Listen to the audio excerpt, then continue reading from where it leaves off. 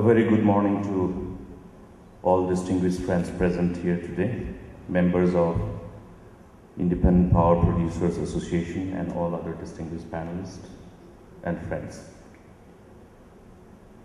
I was asking Mr. Dasgupta why is it that I'm being made to sit alone when I saw the earlier program with 4 of them sitting on the dais. Nevertheless, I'm very happy to be here.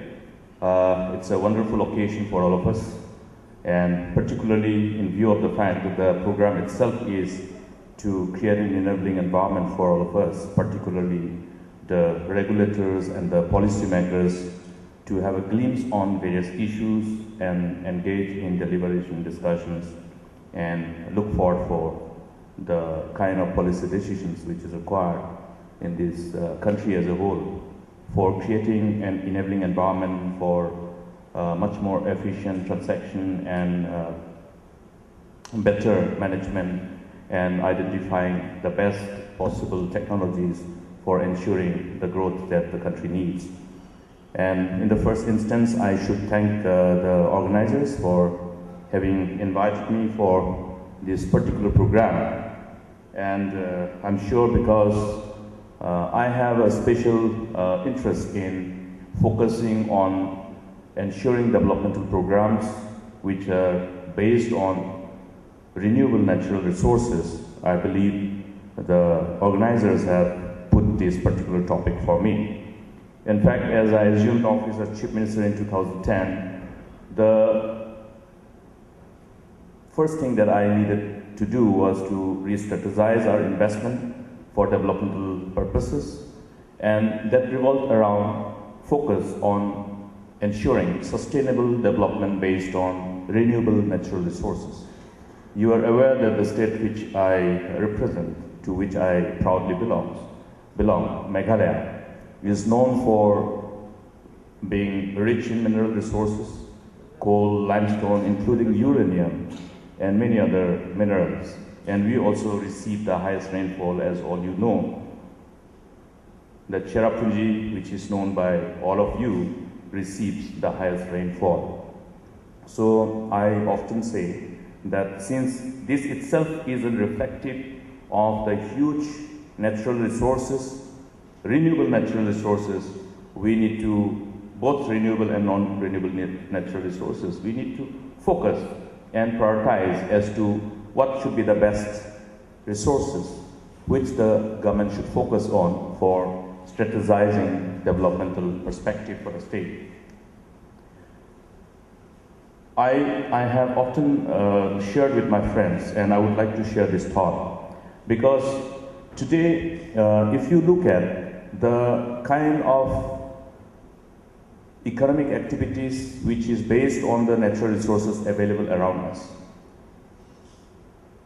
it is important to understand how we regulate the behavior of people, how we regulate the behavior of all the investment houses, corporate houses, and structure and facilitate by incentivizing people and the investors so that their focus is more directed towards sustainable investment policy for ensuring sustainable development by leveraging upon the renewable natural resources.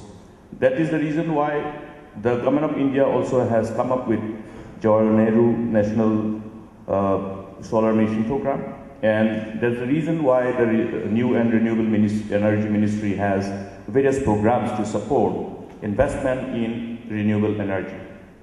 Friends, it is very important for us to realize one thing, that as we harness benefits out of natural resources, if we focus completely on non-renewable natural resources, in the process, we actually end up spoiling all the renewable natural resources.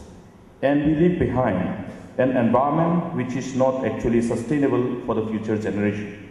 And that is the overall basic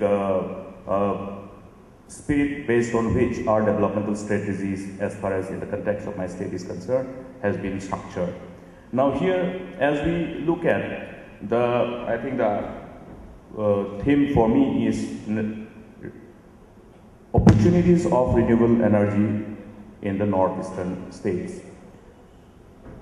the fact is that today we have been focusing mainly on major projects. When we talk about harnessing hydropower projects, we'll end up identifying the biggest projects. I have been looking after power department since 2007. And when I took charge as a Deputy CM in charge of power then, the state didn't have a policy to facilitate investment in power sector, in spite of the Electricity Act 2003, which was basically passed by the parliament in order to encourage investment by the private sector, power having been a monopoly of the state undertakings.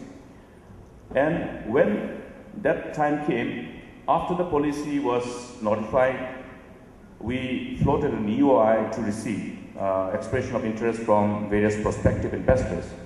And one thing I saw was that most of these prospective investors were only focusing on bigger power projects. They said, sir, is there a project which is above 100 megawatts? I saw little interest from amongst the investors to actually identify projects which are smaller. Forget about 10 megawatts, 25 megawatts, they say nothing less than 100 megawatts. So this is the actual scenario which is prevailing, even now. But the fact is that today we fail to realize that we need to harness every potential sites that we have, whether it is in the field of hydro, whether it is in the field of solar, wind, and other renewable resources. And in the process, what happens? You must be a witness to what is happening to various major projects which have been allotted for various developers in various states in the country, including the power projects in Arunachal Pradesh. There's a strong opposition from people who are in the downstream, because the projects are supposed to be mega projects. But the fact is that the irony is that there are a number of smaller projects which are available, which could have been developed faster, and by now the country would have been a beneficiary of these smaller projects which could have been expeditiously developed and commissioned. This is the irony. And today the country still grapples around as to how to bridge the gap between the huge demand and supply. Our energy requirement is only bound to grow. It is a different thing that the growth has slowed down, investment has slowed down. But had the graph and the momentum that was found preceding few years, we would have seen that there is a huge investment coming in and our demand for power would have only increased and the gap between demand and supply would have only widened. Therefore, the same old adage, little drops of water make a mighty ocean. So smaller projects need to be also identified and harnessed for the benefit of the nation, for the growth of the nation. We have off-grid and grid-connected power projects. The policy enables all these facilities. We also have the enabling portion in the Electricity Act 2003 to facilitate a captive power generation by anybody, including the consumers, including the group of consumers. So there's quite a substantial opportunity for engagement, for partnership. But when we actually deliberate and engage to actually build a partnership, to harness these natural resources, are we also focusing on smaller ones? Is it attractive for the investors? I'm sorry that I see recently we have actually again floated an EOI for smaller power projects, ranging from 5 megawatts, 10 megawatts, 25 megawatts. But I see very less interest for smaller projects. The whole corporate houses who are trying to explore power sector as one new avenue for investment, they are focused mainly on bigger projects. But today, the most important thing for us to understand is that if we are identifying each and every site, and each basin is actually mapped in a manner that every potential site of every river basin is harnessed in a manner to have optimum benefit out of these natural resources, the country is going to benefit. Smaller projects, bigger projects, all properly integrated in our concept when we draw up action plan for development of the projects. Each of the basins. I see, even in my state, when I was having a presentation pertaining to one basin, I'm just sharing with you my experiences. which are on the ground as realities, which are the truth. Recently, our NIPCO wanted to actually develop one project. NIPCO is one of the premier Government of India power generation company who are helping, who are in Northeast, and they have done wonderful things. But recently, when a power project, which is in the interstate boundary between Meghalaya and Assam, was presented to me, I asked them one thing: what is beyond the powerhouse and the downstream? Is it a valley? Does the river flows down and then there's a massive valley which is cultivable? They said yes. Then have you also drawn up an action plan in this proposed development of the power project, which includes how the downstream population will benefit out of this? Is it only specifically only for power generation, or it is integrated, inclusive of irrigation, inclusive of drinking water supply, which can be made possible? They said no. But when we try to understand the complete landscape and then overall population downstream, upstream, we realized that there were a number of projects which could have been still developed on the upstream.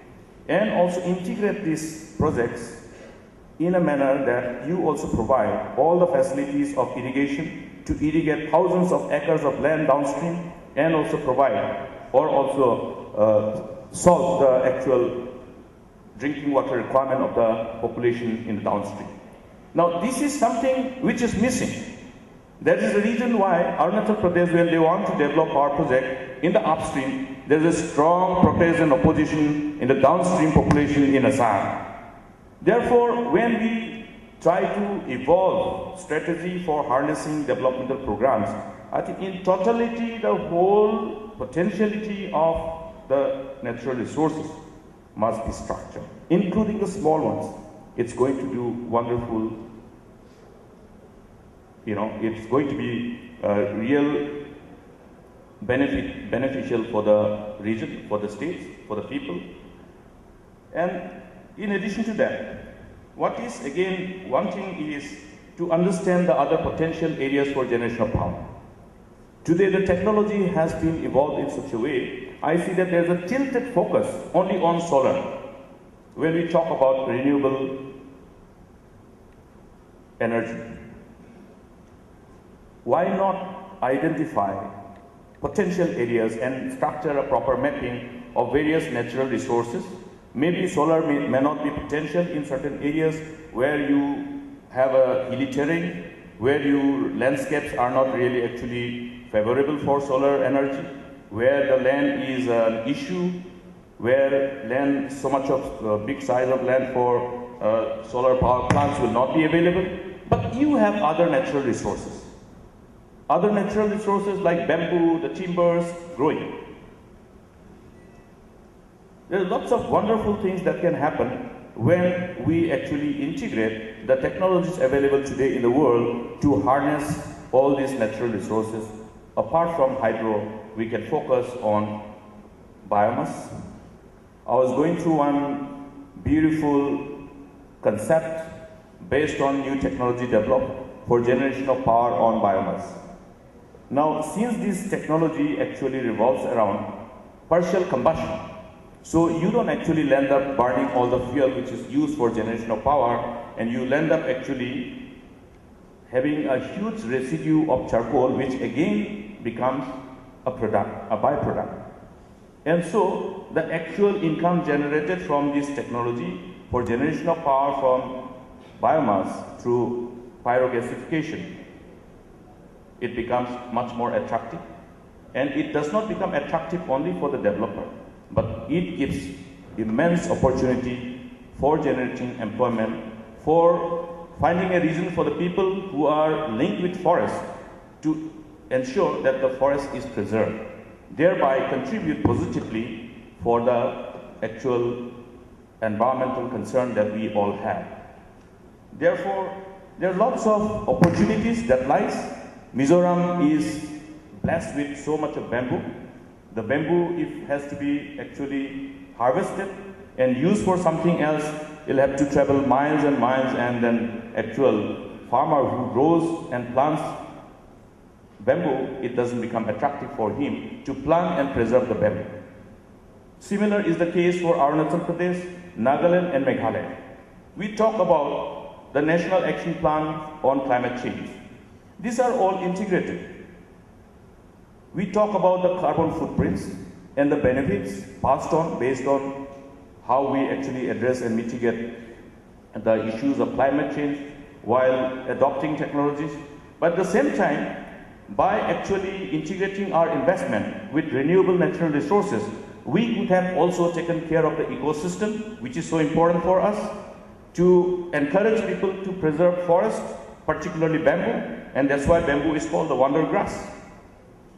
I recently had the privilege of actually addressing a World Bamboo Conference in Antwerp, and I was sharing with them the fact that today bamboo has so much of diverse end products which can be generated from bamboo. We generate power, and the residue of the charcoal, with the latest development on nanotechnology, you can actually identify, segregate the fibers from the charcoal of bamboo and convert it into yarn and fabric. And the fabric, which is higher in quality than cotton because it has the better quality of absorbing perspiration, it also has the better quality of actually providing breathability of the fabric, etc., etc. So therefore, there can be lots of integrated economic engagement of the people who are linked, who are associated with forests. And that is going to go a long way in our approach to preserve the forest. And that is going to do wonderful contribution in our effort for mitigating the issues of climate change. Friends, so as far as we are concerned, we are just policymakers. We would like to be guided as to how we should structure the best of policy decisions to ensure expeditious investment and to ensure efficient, transparent business practices. And I'm sure this kind of retreat and exercise will enable us to get all such inputs so that all the policymakers are in a position to share all those ideas which emerge out of this kind of discussions. I will not be willing to talk on the nitty-gritty and technological part because I'm actually addressing people who are much more enlightened than me on these issues, but I'm only talking about the approach. How should our approach be? Now, when we are talking about, again, generation of power, whether we are going to actually generate more than what we require. I think in the context of Northeast, if you're looking at the whole generation capacity of hydropower, putting together Arunachal Pradesh, Meghalaya, and Mizoram, it's very, very huge. Therefore, again, the policy decision which will require complete synergy between Government of India and the states is again important. We have been doing things in silos. I was just listening to the interactive session post submission of my predecessors, speakers, about the issues of transmission and evacuation lines, and ultimately how we integrate them with the distribution lines. We are doing things in silos. We are planning in piecemeal. But today we must have a comprehensive master plan. I was looking at the master plan, so-called master plan created for Northeast. And they have forgotten while doing so that you are going to actually generate so much of power that you should actually explore the possibility of selling this power to the neighboring countries who have power deficit, which includes Bangladesh, Myanmar, and it can go beyond. So these are the issues which is required to be basically decided by the policymakers, and there must be real synergy between Government of India and the state governments. And in the context of Northeast, I was surprised to make some, observe certain strategy adopted by Government of India. That, okay, you sell power at the in the western part to Bangladesh. But the fact is that Northeast itself is going to be actual storehouse of power. And I tell you, when all these hydropower potential that we have, including the small power generation potential sites, we will be a region which will provide the cheapest and affordable power. Therefore, it makes sense how we actually structure our whole transmission and evacuation, keeping in mind our future market potentiality pertaining to our neighboring countries. The northeastern region's power surplus, if you have to bring it long, draw it for long thousands of kilometers and bring it to the mainland, I don't find any logic in that, but rather you have a market just next door, beyond your borders. So that is the kind of situation, scenario, which is because of the lack of proper strategy, proper master plan, keeping in mind at least 50 years from now, 100 years from now. We need to be futuristic. We need to be farsighted, and that is how the whole policy decision must be structured by the policymakers. I have seen how successfully Nordic region have managed their power sector. There's a complete synergy between transmission, distribution, and generation. They are capable of responding in minutes to a given situation where there's an increased demand, without having to go for a generation site which is longer from the actual site for demand. So these are few things which is required as far as the policy makers are concerned. Today the country is suffering because of this huge gap between demand and supply. When we are focusing on generation, we need to understand that we need to do things expeditiously. We need to have the best of policy decisions to facilitate and create an enabling environment for expeditious investment in this sector. We talk about the inflation. We talk about the high cost. I have always integrated this high cost and inflation with power. When there is a huge gap in power, demand and supply, obviously you have to pay from your nose. So all the end products of the industries are higher. You are paying higher cost for the steels. You are paying higher for every product which is coming out from the manufacturing units because of the high cost of the power.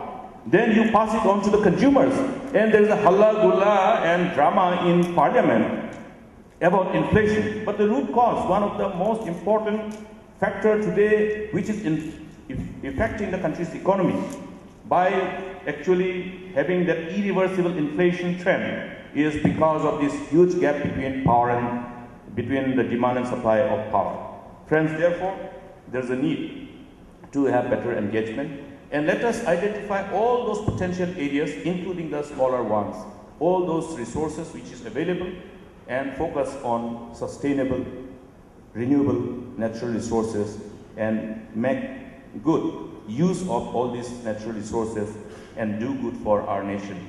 I think this synergy of thoughts and our efforts will go a long way in addressing this huge gap, not only in addressing this huge gap between demand and supply of energy, but also will ensure sustainable growth and equitable distribution of opportunities, including the people who are in the most difficult areas, who are linked with those preservation and maintenance of those natural resources. Friends, I wish this retreat a grand success, and I feel once again privileged to be able to share my thoughts. And with these few words, I would like to conclude, and thank you for your patient hearing.